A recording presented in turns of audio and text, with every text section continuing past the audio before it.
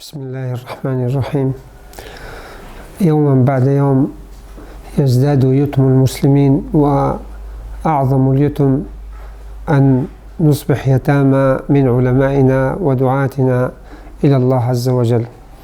تودع الأمة الإسلامية اليوم رجلا نذر حياته في الدعوة إلى الله عز وجل، الدكتور الأستاذ الداعية إلى الله عز وجل، العالم العامل، القدوة مصطفى مسلم.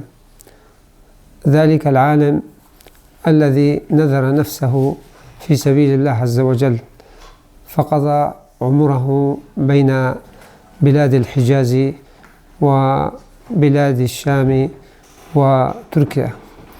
نذر نفسه عز وجل، نذر نفسه لله عز وجل.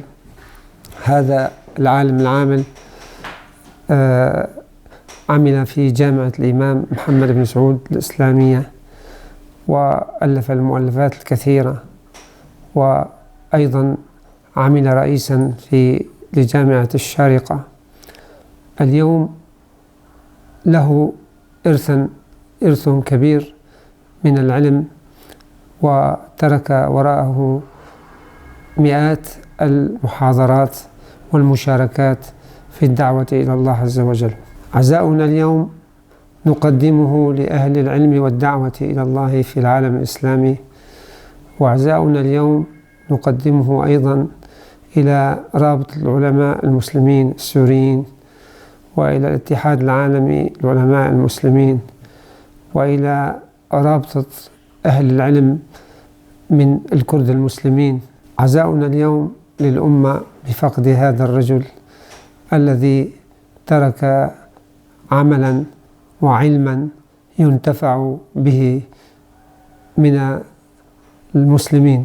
اليوم نقول رحمه الله تعالى، وتقبله الله في عليين، ورفع درجاته وجعله مع الذين أنعم الله عليهم من النبيين والصديقين والشهداء والصالحين، وحسن أولئك رفيقا. لم يشغله وتشغله الدعوة إلى الله في العالم الإسلامي عن الاهتمام بقومه وأهله، فكان أيضا يقدم الدروس والدعوة باللغة الكردية إلى أهله وقومه، داعيا لهم أيضا إلى الله عز وجل. نسأل الله عز وجل أن ينفع الأمة بمثل هؤلاء العلماء وهؤلاء الدعاة. نذر نفسه في كل مجالات الحياة، حتى في مجال العمل الصحي والعمل الخيري، فأسس جمعية براتي التي كانت تحاول النشاط والعمل بين أهله وقومه أيضا.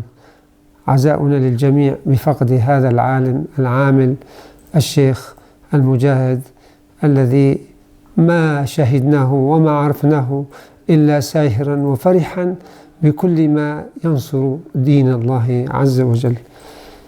السلام عليكم ورحمة الله وبركاته، وإنا لله وإنا إليه راجعون، ولا حول ولا قوة إلا بالله العلي العظيم.